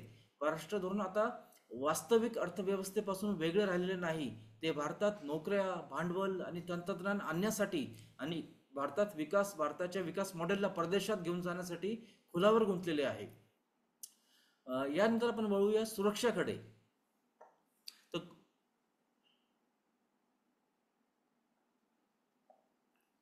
कोणतेही परराष्ट्र धोरण सुरक्षेशिवाय यशस्वी होऊ शकत नाही आणि पंचामृतचा चौथा स्तंभ सुरक्षा भारताच्या प्रादेशिक आणि जागतिक म्हणजे रिजनल आणि ग्लोबल सिक्युरिटीसाठी वचनबद्धतेचं प्रतिबिंब आता सध्या करते. पंतप्रधान मोदींच्या नेतृत्वाखाली जे बदल झाले आहेत ते भारताच्या धोरणात्मक भूमिकेच्या सिद्धांतात आणि आपल्या राष्ट्राचे रक्षण करण्यासाठी केलेल्या कृतींच्या निर्णायकतेमध्ये आहेत. सुरक्षा तत्वाचा अर्थ असा आहे की भारताचे सार्वभौमत्व, सॉव्हरेंटी, स्थिरता, स्टेबिलिटी आणि पीस, शांतता यांचे रक्षण करणे सर्वोपरी आहे आणि भारत त्यासाठी सीमेपलीकडे सुरक्षेत देखील एक जबाबदार शक्ती म्हणून योगदान करीत आहे. जर पूर्वीच्या दशकांमध्ये भारताची सुरक्षा आव्हानांना तोंड देताना संयम किंवा निष्क्रियतेने प्रतिसाद दिला असेल, तर गेल्या 10 वर्षात अधिक मजबूत आणि सक्रिय सुरक्षा धोरण दिसून आलेले आहे, ज्यामुळे भारताला नवीन आधार मिळाला आहे. यात स्पष्ट दृढ निश्चयाने दहशतवादाचा मुकाबला करण्यापासून ते लष्करी क्षमता आणि युती मजबूत करण्यापर्यंत इंडो पॅसिफिक प्रदेशाचा सुरक्षा व्यवस्थेला आकार देण्यापर्यंतचा समावेश आहे. सैद्धांतिक पातळीवर एक म्हणजे इन टर्म्स ऑफ पॉलिसी सर्वात महत्त्वाच्या बदलांपैकी एक म्हणजे एक कॅलिब्रेटेड बल वापरण्यासाठी एक आपली शक्ती वापरण्याची आणि सुरक्षा धोक्यांना उघडपणे एक चॅलेंज करण्याची तयारी. तर मला वाटतं हे एक क्रिटिकल डिफरन्स आपल्याला मागच्या 10 वर्षांमध्ये एक अभ्यासक म्हणून मला हे जाणवलेलं आहे. मोदी सरकारने स्पष्ट केले की दहशतवाद आणि चर्चा एकत्र चालू शकत नाहीत. अशा प्रकारे वर्षानुवर्ष सीमापार दहशतवाद सहन केल्यानंतर भारताने 2016, 2019 आणि 2025 हे आपण पाहिलेलं आहे ऑपरेशन सिंदूर मध्ये की धोका दूर करण्यासाठी सीमा ओलांडण्यास मागे पुढे पाहणार नाही. याच्या पुढे भारत आंतरराष्ट्रीय समुदायाने विशेषतः भारताच्या स्वसंरक्षणासाठी सेल्फ डिफेन्सच्या अधिकारासाठी मोठ्या प्रमाणात समर्थन केले. या आधी कधीच झाले नव्हते. तर कोणताही गंभीर प्रतिसाद मिळाला नाही, कोणीही क्रिटिसिझम केलं नाही आणि याची पुष्टी केली की भारताची भूमिका समजली गेली आणि शांतपणे वैध म्हणून एक लीगल म्हणून याचं समर्थन सुद्धा आपल्याला जगभरात दिसायला लागलं. हे व्यवहारात मला वाटतं की एक मोठी क्रांती घडवून आणते. अ, अजून हे समजून घेण्याची गरज आहे की सुरक्षा देखील एक जे आहे एक दृढ सीमा सुरक्षा आणि संरक्षण तयारीमध्ये प्रकट सुद्धा झालेले आहे, जे आपल्याला दिसते. मग ते चीनमध्ये बघा तुम्ही, चीनच्या बाबतीत जे आहे की मग ते डोकलाम असो, त्याच्यानंतर आपण गलवानमध्ये सुद्धा पाहिलं आणि भारताने कुठल्या प्रकारे त्याला रिस्पॉन्ड केलं, इन्क्लुडिंग सुरक्षा कारणास्तव चीनी ॲप्स आणि गुंतवणूक रोखणे, त्यानंतर असंख्य लष्करी संवाद आणि राजनैतिक चर्चेद्वारे भारताने संपूर्णपणे माघार घेण्याचा आणि सीमेचा आदर करण्याचा आग्रह धरला. आणि त्याच्यानंतर आपण आता पाहिलं की नाही, ह्या सगळ्या गोष्टींची मान्यता झाल्यानंतर भारताचे पंतप्रधान चीनला SCO समिटसाठी गेले. या संदर्भात शेवटी मोदी सरकारने अवलंबलेल्या सुरक्षा धोरणाने भारताचे परराष्ट्र धोरणात विश्वासार्हता निर्माण केली आहे. मित्र राष्ट्रांना आणि विरोधकांनाही हे माहिती आहे की भारताकडे आपल्या हितांचे संरक्षण करण्यासाठी इच्छाशक्ती आहे आणि क्षमता दोन्ही आहे. आणि ही विश्वासार्हता सर्व मुद्द्यांवर आपली राजनैतिक ताकद वाढवते. स्वतःला सुरक्षित करणारा राष्ट्र जगाशी अधिक आत्मविश्वासाने संवाद साधू शकतो. आपण सॉफ्ट स्टेट असण्याच्या जी जुनी एक प्रतिष्ठेपासून दूर जाऊन एक मजबूत पण जबाबदार राष्ट्र म्हणून पाहिले जाऊ लागलेले आहे. सैद्धांतिक भाषेत कोणी म्हणू शकेल की भारताची धोरणात्मक संस्कृती प्रामुख्याने आदर्शवादीवरून आता वास्तववादी आणि एकात्मिक दृष्टिकोनाकडे वळली आहे. कठोर शक्तीला तत्वनिष्ठ उद्दिष्टांसह एकत्रित करणे भारताला आता अनिश्चित जगात एक स्थिरतेचा आधारस्तंभ, पोल ऑफ स्टेबिलिटी म्हणून व्यापकपणे पाहिले जाते. पाचवा आणि शेवटचा स्तंभ आहे संस्कृती आणि एवं सभ्यता. सांस्कृतिक आणि सभ्यता संबंधांचे उत्सव साजरा करतो. या आपल्या 10 वर्षामध्ये आपल्याला कळतं, जर सुरक्षा कठोर शक्तीवर भर देते तर संस्कृती एवं सभ्यता हे भारताच्या वारसाशी शाश्वत म्हणजे सॉफ्ट पॉवर बद्दल आहे आणि ते परराष्ट्र धोरणात कसे गुंतले आहे याबद्दल आहे. पंतप्रधान मोदी अनेकदा यावर भर देतात की भारत केवळ एक आधुनिक राष्ट्र राज्य नाही, एक नेशन स्टेट नाही, तर एक प्राचीन संस्कृती आहे, एक सिव्हिलायझेशनल स्टेट आहे. म्हणूनच संस्कृती, विचार आणि सामायिक वारशाच्या पातळीवर जगाला जोडणे हा त्यांच्या राजनैतिक एक डिप्लोमसीचा एक महत्त्वाचा एक भाग आहे. हा दृष्टिकोन व्यवहारात क्रांतिकारीपेक्षा कमी नाही. त्यांनी भारतीय संस्कृतीला आंतरराष्ट्रीय संबंधांचा अग्रभागी आणले आहे आणि जगभरातील राष्ट्रांशी संबंध दृढ करण्यासाठी त्याचा एक पूल म्हणून वापर केला आहे. याचे सर्वात जुने आणि सर्वात एक दृश्यमान उदाहरण म्हणजे योगाचा जागतिक प्रचार. 2014 मध्ये संयुक्त राष्ट्र महासभेला दिलेल्या त्यांच्या पहिल्याच भाषणात पंतप्रधान मोदींनी जगाला भारताचे योगाच्या देणगीचे स्वीकार करण्याचे आवाहन केले. परिणाम की 177 पेक्षा जास्त देशांनी एकमताने संयुक्त राष्ट्रांनी 21 जून हा दिवस आंतरराष्ट्रीय योग दिन म्हणून घोषित केला. 2015 पासून दरवर्षी जगभरातील शेकडो शहरांमध्ये योग दिवस साजरा केला जातो. एक राजनैतिक उत्कृष्ट कृती ज्यामुळे भारताचे सांस्कृतिक योगदान आंतरराष्ट्रीय कॅलेंडरचे भाग बनले आहे. नवी दिल्लीतील राजपथ आता कर्तव्य पथवर हजारो लोकांसोबत आसने करताना पंतप्रधानांची प्रतिमा, न्यूयॉर्क ते नैरोबीपर्यंत परदेशात लाखो लोक समकालिक एक योगा फेस्टिव्हिटीजमध्ये सामील झालेले आहेत. संस्कृतीला एकात्मता देणारे म्हणून प्रदर्शित केले. योग डिप्लोमसी केवळ त्यांनी भारताला नुसतं सदिच्छा नाही मिळवून दिली, तर भारताचा सुसंवाद आणि शांतीचा संदेश सूक्ष्मपणे दिला. योग म्हणजे संघटन. त्याने एक नवीन आत्मविश्वास प्रदर्शित केला. तणाव आणि जीवनशैलीतील आजारांसारख्या आधुनिक समस्या सोडवण्यात भारत आपल्या सभ्यतेच्या ज्ञानाने नेतृत्व करू शकतो. आता संस्कृती ही एक नुसतं एक नोडल पॉईंट न राहिलं, ती आता आपल्या जागतिक म्हणजे नुसतं इंटरनल एक नोडल पॉईंट न राहता आता ती आपल्या जागतिक संवादाच्या एक सेंट्रल थीम बनलेली आहे. हे प्रयत्न एका सैद्धांतिक मुद्द्याला अधोरेखित करतात. हे आपण समजून घेऊया की भारताचे परराष्ट्र धोरण आता जाणीवपूर्वक सॉफ्ट पॉवरला हार्ड पॉवर ला पूरक म्हणून प्रोजेक्ट करते. ही हार्ट्स अँड माइंड्स स्ट्रॅटेजी जी आहे, ज्याला म्हणतो की जिंकून प्रभाव वाढण्यासाठी जाणीवपूर्वक केलेली रणनीती आहे. हे जोसेफ नाय म्हणून एक IR चे स्कॉलर आहे. तर जोसेफ नाय यांनी सॉफ्ट पॉवरच्या संकल्पनेशी जुळते, बिलकुल हे जुळते, कारण ते आपल्याला स्वतःच्या सभ्यता संस्कृतीशी जोडण्याच्या कल्पनेत रुजलेले आहे. आज जागतिक व्यासपीठावर भारताच्या कथेत महात्मा गांधी असो किंवा गौतम बुद्धांच्या शिकवणी असो, लोकशाही आणि विविधतेची मूल्ये, वसुदैव कुटुंबकम या संस्कृत वाक्याशांचा आणि हवामान किंवा शांततेबद्दल बोलताना अर्थशास्त्र किंवा वेद यासारख्या प्राचीन ग्रंथांचा संदर्भ वारंवार आपल्याला दिसून येतो. अशा संस्कृतीशी संबंधित कथाकथनामुळे जागतिक चर्चेत भारत वेगळा ठरतो. ते जगाला आठवण करून देते की सत्तेकडे पाहण्याचा भारताचा दृष्टिकोन समृद्ध नैतिक आणि सांस्कृतिक परंपरेने प्रेरित आहे. थोडक्यात संस्कृती एवं सभ्यता आणि सभ्यता भारताच्या जागतिक सहभागाची एक पुनर्कल्पना एका सभ्यतेचा प्रवास म्हणून केलेली आहे. आम्ही जुने संबंध पुनर्जीवित करत आहोत आणि संस्कृतीद्वारे नवीन संबंध निर्माण करत आहोत आणि जगाला आठवण करून देत आहोत की भारताचा उदय, India's rise is not a threat to anybody, की कोणाला घाबरण्याची गरज नाहीये, तर एक सौम्य ज्ञानी संस्कृतीचा पुनरुत्थानच्या स्वरूपात स्वागत आहे. So India is a force of stability, India is a force of progress, of prosperity. परराष्ट्र धोरणाचा केवळ धोरणात्मक किंवा आर्थिक दृष्टिकोनाला हा एक शक्तिशाली एक प्रकारे एक विरोधाभास आहे, की हा सांस्कृतिक आधारस्तंभ हे सुनिश्चित करते की आपण लष्करीदृष्ट्या अधिक मजबूत आणि आर्थिकदृष्ट्या अधिक शक्तिशाली होत असतानाही आपण नेहमीच मार्गदर्शन करणाऱ्या भारताच्या भावनेशी प्रामाणिक राहतो. मोकळेपणा, अध्यात्म आणि विविधतेची एकता, युनिटी इन डायव्हर्सिटीची भावना, हे सत्तेच्या राजकारणाच्या मिश्रणात एक मानवतेची अमृत जोडते. या सगळ्या 5 स्तंभांवर मी जे मांडले आहेत की सन्मान, संवाद, समृद्धी, सुरक्षा आणि संस्कृती एवं सभ्यता. तर पंतप्रधान आपण म्हणजे या गोष्टींचा विचार केला तर भारताच्या परराष्ट्र धोरणातील परिवर्तनाचे एक समग्र चित्र समोर येते. पंतप्रधान मोदींच्या कार्यकाळात सिद्धांतांमध्ये नाविन्य आले आहे.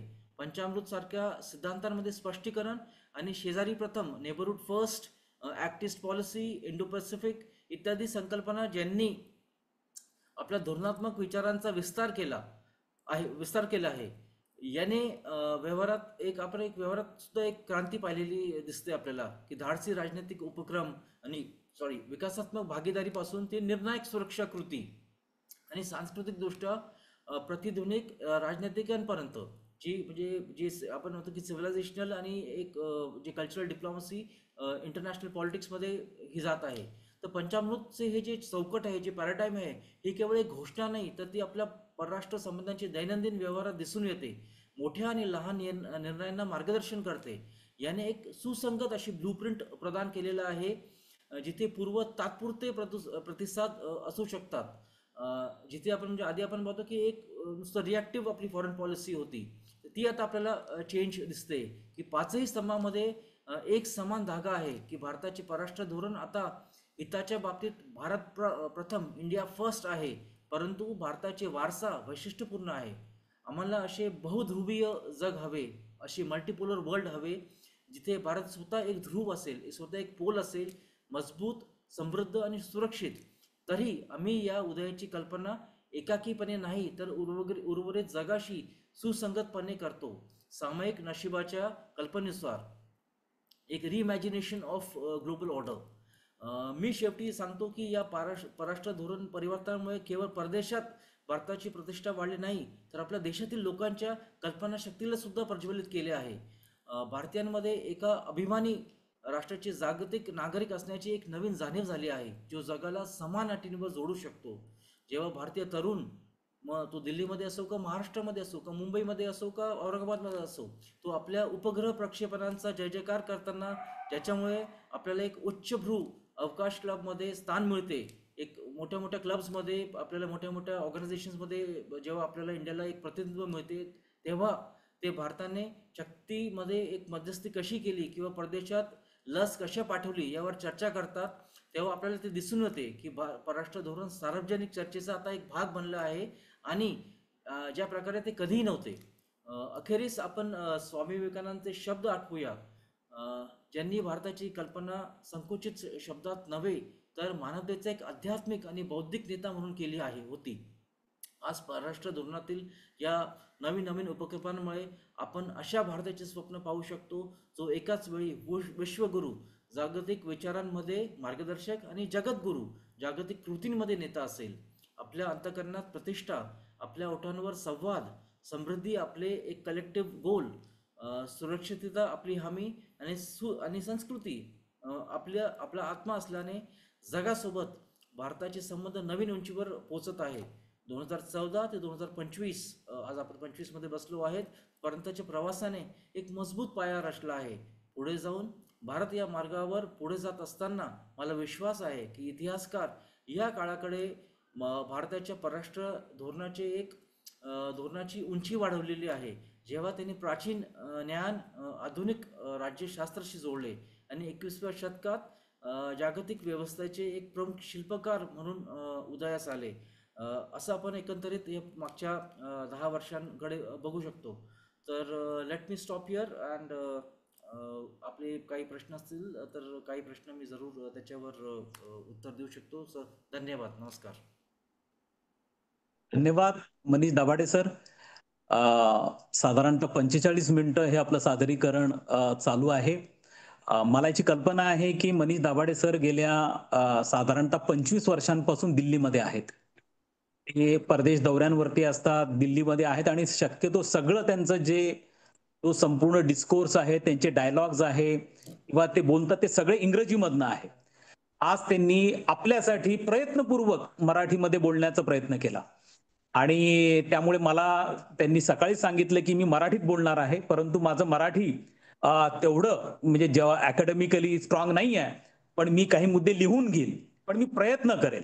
नसता आज ते इंग्रजीमधनं आपल्याशी सगळ्यांशी संवाद साधू शकले असते. नेहमीच ते इंग्रजीमधनं आपण अनेक टीव्ही चॅनलला त्यांना इंग्रजीमधनं आणि हिंदीमधनं संवाद साधताना बघतो, पण आज जाणीवपूर्वक त्यांनी मराठीमध्ये आपल्या सगळ्यांशी संवाद साधण्याचा प्रयत्न केला. खरं तर परराष्ट्र धोरण हा तसा तांत्रिक विषय आहे आणि हा तांत्रिक विषय असूनही तो त्यांनी शक्य तेवढ्या सोप्या भाषेमध्ये करून सांगण्याचा प्रयत्न केला. विशेष करून गेल्या 10 वर्षांमध्ये परराष्ट्र धोरणाच्या क्षेत्रामध्ये जे वेगवेगळ्या प्रकारचे बदल घडून आलेले आहेत, नवीन प्रवाह हे प्रामुख्याने निर्माण झालेले आहेत, त्याची पण त्यांनी चर्चा यामध्ये केली. यात एक अत्यंत महत्वाचा मुद्दा त्यांनी अधोरेखित केला आणि तो म्हणजे परराष्ट्र धोरणाचा संबंध हा पहिल्यांदा भारताच्या आर्थिक हितसंबंधांशी आणि भारताच्या आर्थिक उद्दिष्टांशी जोडला गेलेला आहे.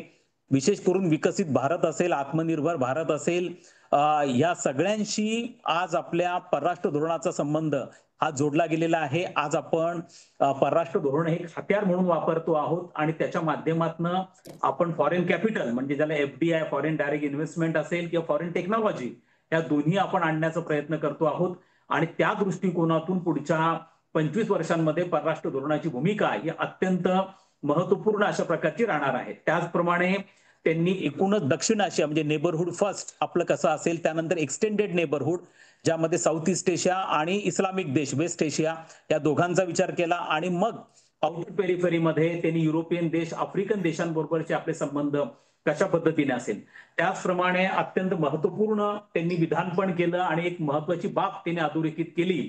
त्यांनी खुद्द पंतप्रधान नरेंद्र मोदींना यासाठी कोट केलं आणि तो म्हणजे यापूर्वी आंतरराष्ट्रीय संस्था संघटना या अजेंडा निर्धारित करायचा आणि भारत त्याचा निमूटपणे पालन करायचा.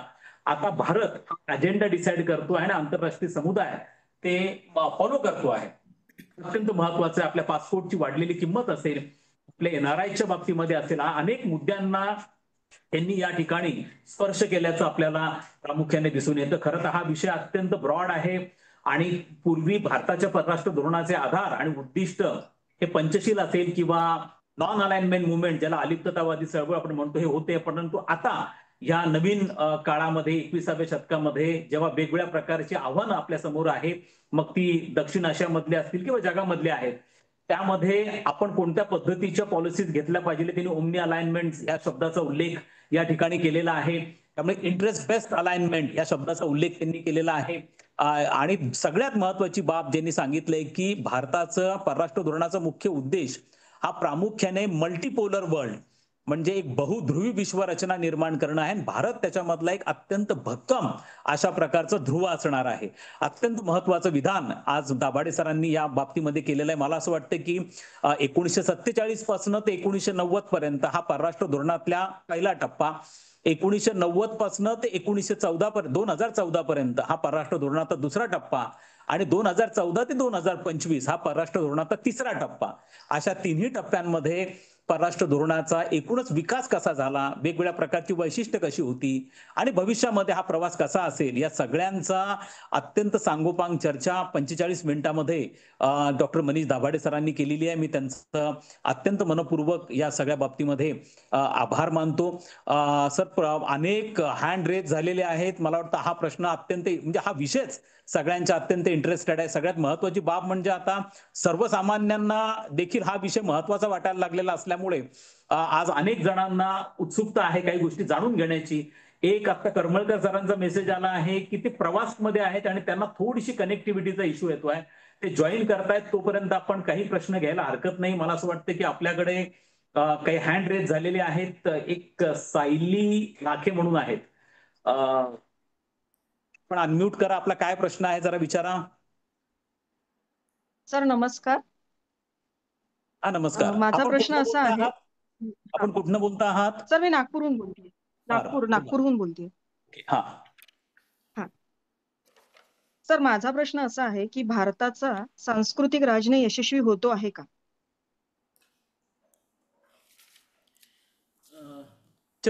वरचा प्रश्न आहे. आवाज येतोय? येतोय येतोय. हो, नाही, महत्त्वाचा प्रश्न आहे की सांस्कृतिक नाही, मला वाटतं की एकतर प्लीज अंडरस्टँड की जी डिप्लोमसी आहे किंवा जे इंटरनॅशनल रिलेशन्स आहे, it is always a work in progress.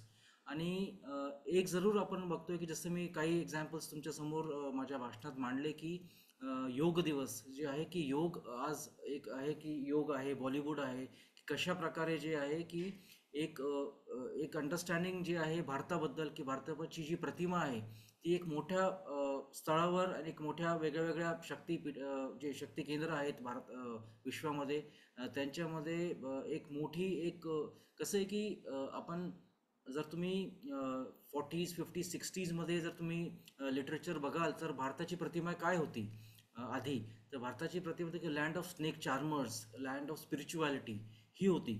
तर आता काय झालंय की ठीक आहे, स्पिरिच्युअलिटीमध्ये सुद्धा की इन टर्म्स ऑफ फिलॉसॉफी, वेगळी जी फिलॉसॉफी आहे की काय आहे, योग आहे त्याच्यामध्ये वेगळे की युनिटी अँड डायव्हर्सिटी आहे. तर कसं आय मीन इंडियाची जे सिव्हिलायझेशनल हिस्ट्री आहे, सिव्हिलायझेशनल जर्नी आहे, की त्याच्याबद्दल एक अंडरस्टँडिंग जी वाढलेली आहे. आणि जेव्हा आपण संस्कृती आणि सभ्यताच्या गोष्टी करतो त्याच्यामध्ये त्याचं एक सॉफ्ट पॉवरचं पार्ट आहे की आय टी जे आपले जे लोक आहेत वेगवेगळ्या देशांमध्ये आणि आज सिलिकॉन व्हॅलीमध्ये जे आहेत की आय टी आपल्याला वेगवेगळ्या तुम्ही बघताय की गुगलचा हेड, नंतर मायक्रोसॉफ्टचा हेड, हे सगळे जे आहेत ते आपली की भारतीय संस्कृती जी आहे की त्या प्रकारची values in terms of honesty, credibility, एक ट्रस्टवर्दीनेस, एक मेहनती, तो आय थिंक ह्या सगळं जो एक पूर्ण जो आपण ज्याला आपण एक पुष्प सुद्धा म्हणू शकतो भारतीय संस्कृतीचा, तर त्याबद्दल डेफिनेटली जी मान्यता आहे ती आता and again because of media outreach, social media एक त्याच्यामुळे खूप म्हणजे एक प्रामुख्याने एक जाणवते आहे आपल्याला पूर्ण विश्वामध्ये. Okay, thank you sir. मला वाटतं एक प्रतिभा भोरजार म्हणून हँडरेज झालाय. मॅडम आवाज येतोय का तुम्हाला? हो हो सर. प्लीज आपला प्रश्न विचारा. नमस्कार सगळ्यांनाच नमस्कार. सर, खूप सुंदर मांडणी आपण केली आहे. भारत अमेरिकेच्या संदर्भामध्ये मला एक प्रश्न असा विचारायचा आहे की अमेरिकेचे राष्ट्राध्यक्ष डोनाल्ड ट्रम्प यांच्या धोरणामुळे, जसं टेरिफच्या संदर्भात असेल, विद्यार्थ्यांच्या संदर्भामध्ये असेल, भारतीय विद्यार्थ्यांच्या संदर्भामध्ये, तर या सगळ्या ट्रम्प्स यांच्या धोरणामुळे भारत अमेरिकेचे संबंध धोक्यात आहेत का? आणि भविष्यामध्ये या दोन देशांच्या संबंधांची दिशा काय असेल? फार महत्वाचा प्रश्न आहे. आणि नुसतं टॅरिफ्स नाही तर आता आपण H1B विजा सुद्धा पाहिलं की 19 तारखेला एकदम $3,000-4,000 म्हणजे $3,000-4,000 पासून सरळ $1,00,000 फीज वाढवली गेली आहे. प्रश्नच नाही त्या बाबतीत. एक मोठा एक आपण म्हणजे काही, आणि इनफॅक्ट काय आलं की 2000 म्हणजे यावर्षी जेव्हा ट्रम्पने प्रेसिडेन्सी घेतली तेव्हा एक प्रयत्न केला भारत सरकारने. मोदी स्वतः फेब्रुवारीमध्ये जाऊन आले आणि व्हाईट हाऊसला, आणि वाटाघाटी झाल्या, भेट झाली.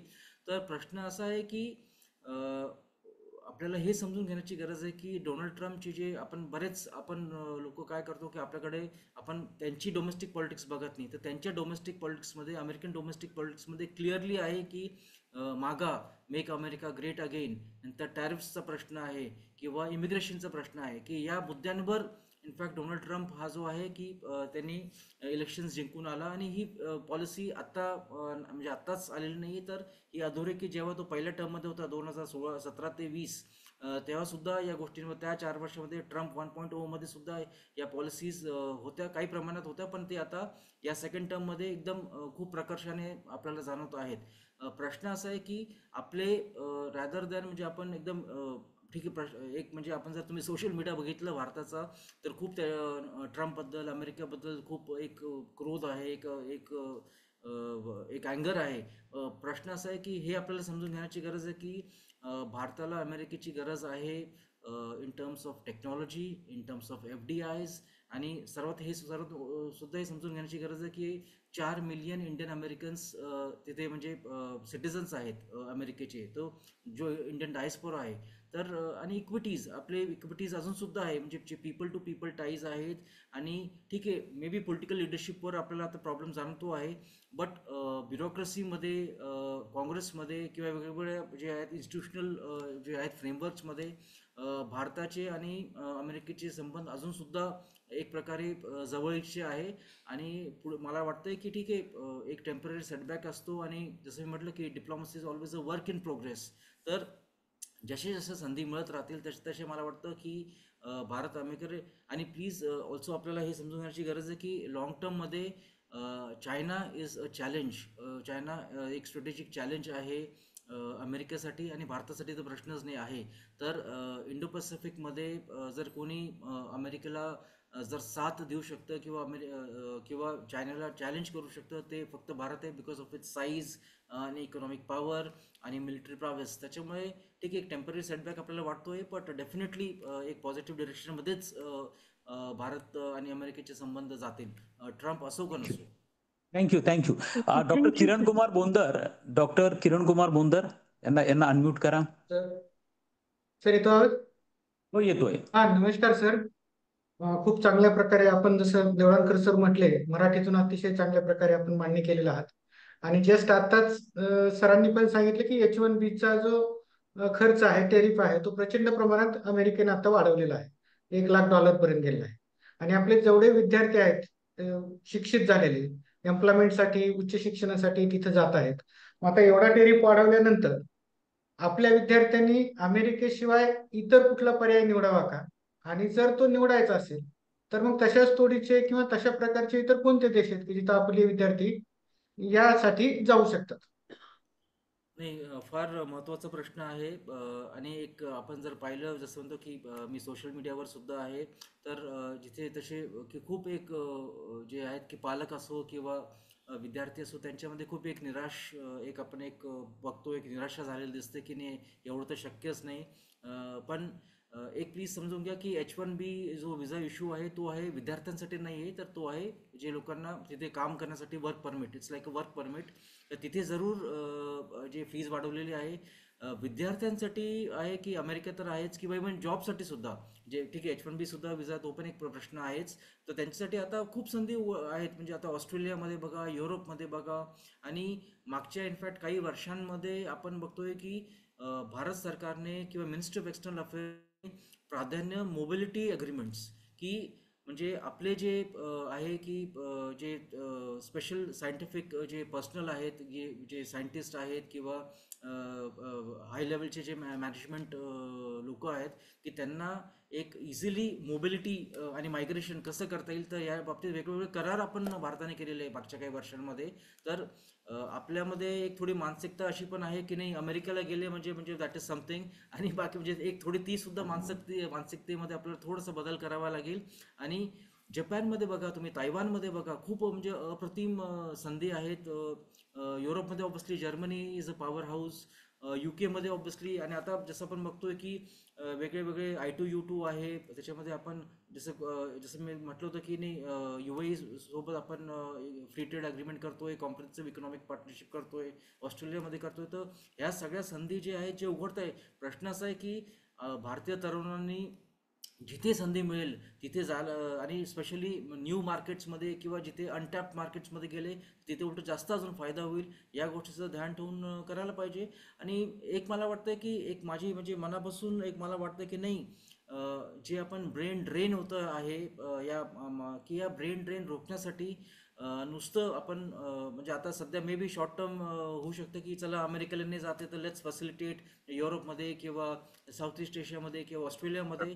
बट की भारतामध्ये आता आपण हे जे विकसित भारतचं लक्ष ठेवलेलं आहे की fourth largest economy to third largest economy, तर how can we build that ecosystem, ease of doing business असेल, नंतर इन टर्म्स ऑफ जॉब्स आहेत, ते हे कसं आपण मॅन्युफॅक्चरिंग कसं प्रमोट करू शकतो, तर याच्यावर जास्त भर देणं फार गरजेचं आहे. त्याच्यामुळे GST रिफॉर्म्स आलेलेच आहे, but even in terms of manufacturing I think जोवर आपण ते फंडामेंटल इकॉनॉमिक रिफॉर्म्स करत नाही, हा एक मोठा प्रश्न वारंवार आपल्या समोर उभा राहील.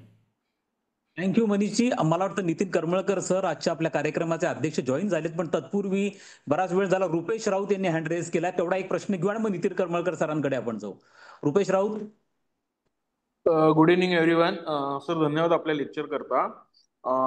गेले काही महिने आपण सारेच जण पाहत आहोत की भारत अमेरिकन संबंध बऱ्यापैकी तणावाचे झालेले आहेत. तर या दिवसांमध्ये आपण असं दिसत आहे की चीनशी जवळीक साधण्याचा प्रयत्न करत आहोत का? तर माझा प्रश्न असा आहे, अशा परिस्थितीमध्ये जिथे आपले भारत अमेरिका संबंध अतिशय तणावाचे आहेत, चीनशी जवळीक साधणं कितपत योग्य आहे?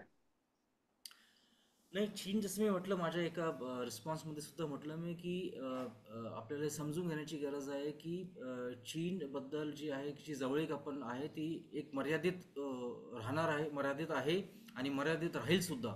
कारण 2-3 गोष्टीमध्ये आहे की सर्वात मेन की चायना जो आहे, चीन जे आहे की एक जो एशिया आहे तो it is looking for a unipolar Asia. Unipolar मतलब की एक हाती केंद्र, एक सत्ता केंद्र, आणि ते चायना असावं, ही चायनाची रणनीती आहे. आणि भारत नुसतं मल्टिपोलर ऑर्डर, मल्टिपोलर वर्ल्ड म्हणजे बहुध्रुवीय वर्ल्ड तो बोलतच आहे, बट बहुध्रुवीय एशिया सुद्धा बोलत आहे. त्याच्यामुळे India is very clear that की त्यांना मल्टिपोलर एशिया पाहिजे, युनिपोलर एशिया नको. तर ऑब्व्हियसली तिथे लगेच आपल्याला दिसतंय की एक विरोधाभास आपल्याला लगेच तुरंत जाणवतो. दुसरी आहे की 62मध्ये जे युद्ध झालं त्याच्यानंतर जे इव्हन बाउंड्री आहे, तर ते जे आपलं ते सुद्धा अजून त्याच्यावर पण काही पुढे काही फॉरवर्ड मुवमेंट झालेली नाही आहे. त्याच्यामुळेच डोकलाम असो किंवा गलवान असो, तिथे आपल्याला या गोष्टी आपल्याला दिसतात. सर्वात महत्त्वाचं जे एक फ्रिक्शन पॉईंट आहे चायना पाकिस्तान संबंध, तर जोवर ह्या सगळ्या गोष्टी कमी होत नाही किंवा भारताला अडचणीत आणणं बंद होत नाही, तोवर शक्यच नाही की भारत चीन संबंध कितीही म्हटलं म्हणजे. आणि इनफॅक्ट मी आणि आपण जे बघतोय की SCO समिटमध्ये जेव्हा भारत गेले त्याच्यानंतर जे भारताचे जे चीनचे राजदूत आहे भारतामध्ये किंवा तिकडची सुद्धा लिडरशिप आहे की नाही नाही, Indian US India and now China should take on America, we are friends, we are brothers, Hindi Chini भाई भाई, त्या म्हणजे हिंदी चिनी भाई भाई बोलले नाही, बट त्या स्वरूपाचं एक त्यांचं हे होतं. तर एक मला नेहमी आठवतं की एक मोठे आंतरराष्ट्रीय विश्लेषक होते, तर त्यांनी म्हटलं की मनीष, जेव्हा पण तुम्ही फॉरेन पॉलिसी बघतात, डोंट गो बाय की म्हणजे जे गाडी जर चालवत आहे तर तुम्ही इंडिकेटर कुठे देत आहे ते बघू नका. तुम्ही बघा की जे व्हील्स आहेत, व्हील्स कुठे टर्न करताय त्याच्याकडे लक्ष द्या. मग तुम्हाला एक्झॅक्टली जाणवेल की जे डोंट गो बाय की इंडिकेटर लेफ्ट देत आहे, राईट देत आहे, त्याच्याने आपण तुम्ही काही निर्णय घेऊ नका किंवा कुठल्याही कन्क्लुजनला पोहोचू नका. बघा की ॲक्च्युअल डिरेक्शन कुठे चालले, म्हणजे देत आहे राईट इंडिकेटर आणि चालले लेफ्टला, तर त्यामुळे ते एक आपल्याला समजून घेण्याची गरज आहे जेव्हा आपण. त्याच्यामुळे to cut the long story short is that की डिस्पाईट म्हणजे आपल्याला दिसतंय की भारत चीन जवळ येत आहे. ठीक आहे, हा काळ आहे की डोनाल्ड ट्रम्पने जे त्रासलेले आहेत त्याच्यामध्ये सगळे म्हणजे चीन पण आहे, भारत सुद्धा आहे आणि जपान सुद्धा आहे आणि वेगळे वेगळे म्हणजे इवन नॉट जस्ट ॲडव्हर्सरीज, नुसतं त्यांचे जे नेहमी जे ट्रेडिशनल अलाईज आहेत, साऊथ कोरिया असेल, फिलिपिन्स असेल, अमेरिकेचे, ते सुद्धा त्रासलेले, नेटो आहेत, युरोपमध्ये सुद्धा आहेत. तर एक टेम्पररी एक वाटतंय की नाही बाबा की हे जवळ येत आहे, पण देर आर म्हणजे जे आपण म्हणतो ना की स्ट्रक्चरल लिमिटेशन्स, सिस्टमिक लिमिटेशन्स आहेत, त्याच्यामुळे या सगळ्या गोष्टींवर मर्यादा राहतील. थँक्यू. मनीषजी, इतके सारे हँड रेज झालेत म्हणजे I don't know, it will go for a long वे. मला असं वाटतंय की प्राध्यापक डॉक्टर नितीन करमळकर सर आपल्याला जॉईन झाले, जे आजच्या आपल्या कार्यक्रमाचे अध्यक्ष आहेत. करमळकर सरांची ओळख नव्याने कोणालाही सांगण्याची गरज नाहीये. केवळ आपल्या राज्यालाच नाही तर संपूर्ण देशाला एक अत्यंत प्रथित यश शास्त्रज्ञ म्हणून, त्याचप्रमाणे सावित्रीबाई फुले पुणे युनिव्हर्सिटीचे सन्माननीय कुलगुरू, ज्यांच्या काळामध्ये NIRF रँकिंग ही अत्यंत सर्वोच्च अशा प्रकारे पुणे युनिव्हर्सिटीची होती. त्याचप्रमाणे महाराष्ट्र शासनाने राष्ट्रीय शिक्षण धोरण 2020च्या अंमलबजावणीसाठी ही सर्वोच्च सुकाणू समिती नेमलेली होती, त्याचे सन्माननीय अध्यक्ष.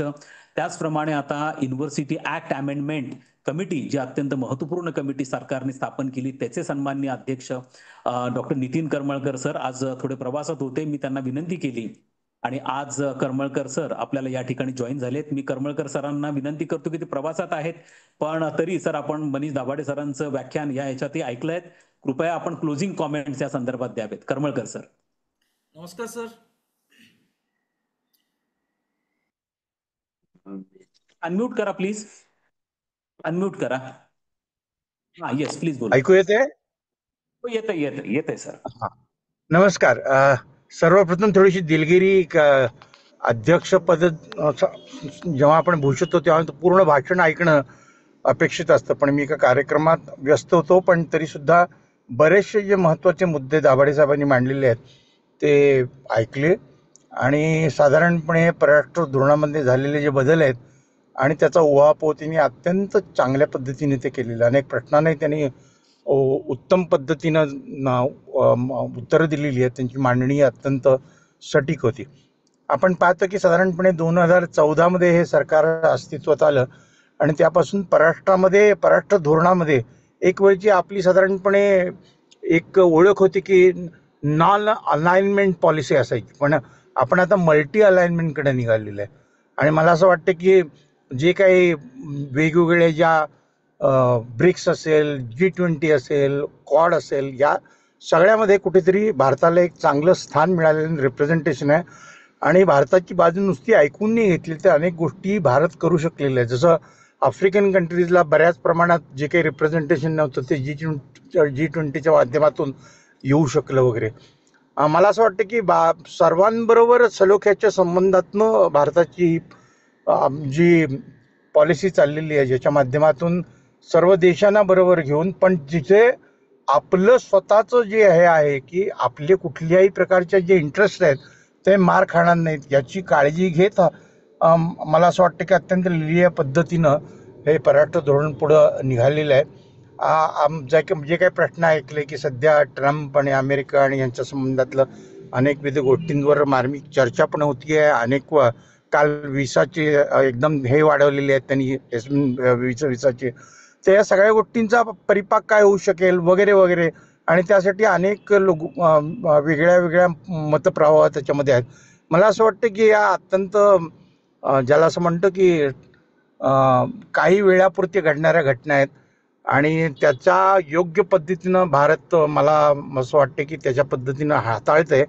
आणि येणाऱ्या काळामध्ये ह्या सर्व गोष्टींचा जो काही आपला मल्टी अलाइनमेंट ज्या चाललेलं आहे त्याच्यातून येणारी टेक्नॉलॉजी असेल, परदेशातून आलेले मायग्रेट झालेले काही इंडियन्स असतील, टेक्नॉलॉजी असेल, या सगळ्यांचा उपयोग कुठेतरी भारताच्या जडणघडणीमध्ये अत्यंत उत्कृष्टपणे होऊ शकतो. या दृष्टीने त्याकडे पाहिलं पाहिजे.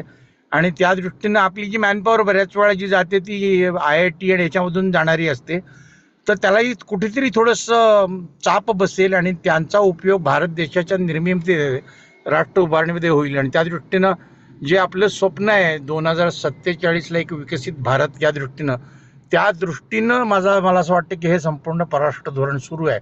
आणि त्याची मांडणी जी अत्यंत प्रभावी पद्धतीनं आज मनीष सरांनी केलेली आहे, त्यांचे मनपूर्वक अभिनंदन करतो.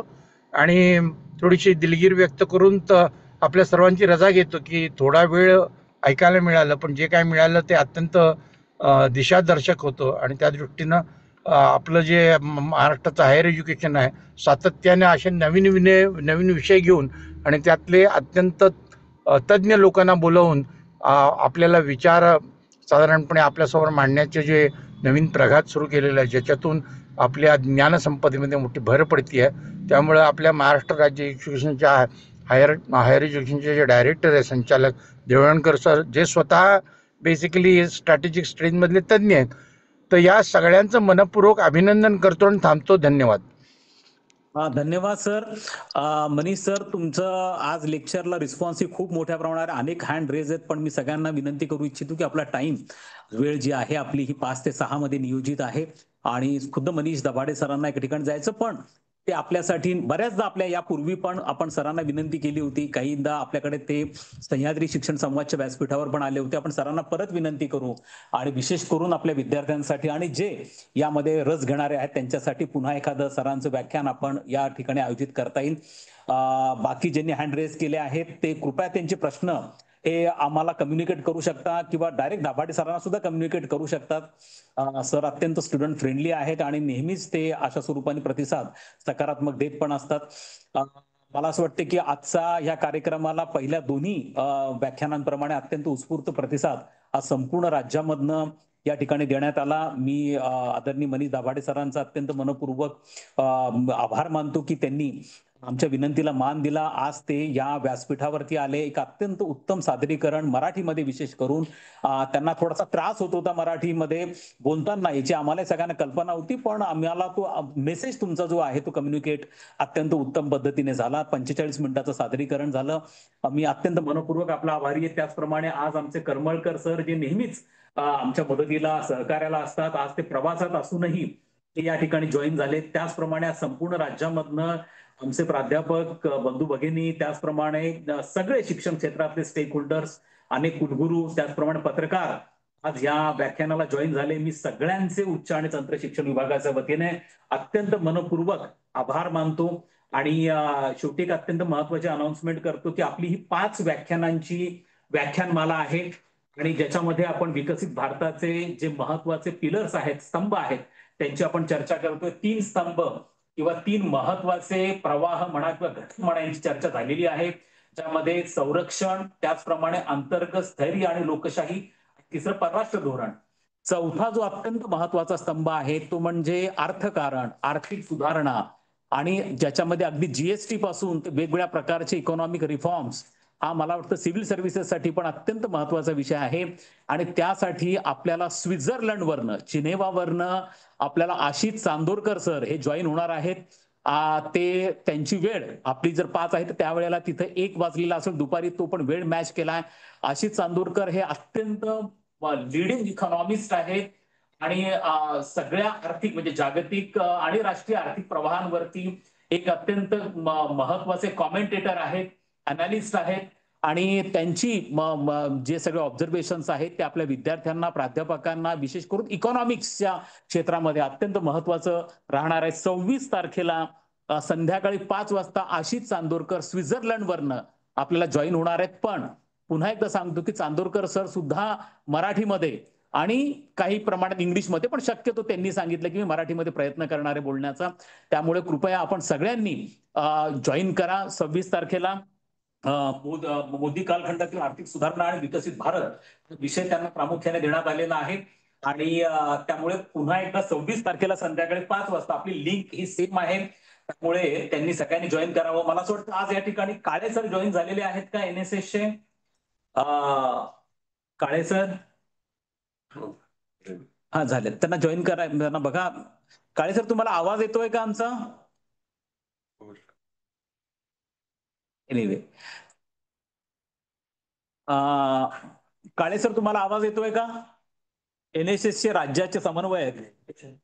आवाज येतोय सर, आवाज येतोय. मला असं वाटायचं की त्यांना एक अनाउन्समेंट करायची. आपण मनीष दाभाडे सर ज्या पद्धतीने आपण हे 5 व्याख्यानांचं एक सत्र आपण केलं, विकसित भारत संवाद सुरू केला, त्याचप्रमाणे एनएसएसच्या माध्यमातून ह्या 15 दिवसांमध्ये आपण अनेक समाज उपयोगी, विद्यार्थी उपयोगी अशा शैक्षणिक कार्यक्रमांचं पण आयोजन केलेलं आहे. त्यापैकी 2 कार्यक्रमांची महत्वपूर्ण घोषणा आज काळे सर या ठिकाणी करणार आहेत. तेवढी घोषणा आपण करू आणि मग नंतर आपण या कार्यक्रमाचा शेवट करू. काळे सर. हा सर, धन्यवाद सर. आपण स्वच्छता ही सेवा या अभियानांतर्गत 17 सप्टेंबर ते 2 ऑक्टोबर हा पंधरवडा साजरा करतोय. त्याच कार्यक्रमाचा एक भाग म्हणून 24 तारीख ही NSS स्थापना दिवस. त्या स्थापना दिवसानिमित्त संपूर्ण महाविद्यालयामध्ये विविध प्रकारचे उपक्रम राबविले जाणार आहेत. त्याच धर्तीवरती 25 तारखेला दिनांक 25 सप्टेंबर रोजी एकात्म मानववादाचे प्रणेते पंडित दीनदयाळ उपाध्याय यांच्या जयंतीनिमित्त संपूर्ण महाराष्ट्रामध्ये सर्व महाविद्यालय विद्यापीठांमध्ये एक दिन एक घंटा एक साथ हा उपक्रम आपण एकाच वेळेस एका निश्चित ठराविक वेळेस राबवणार आहोत.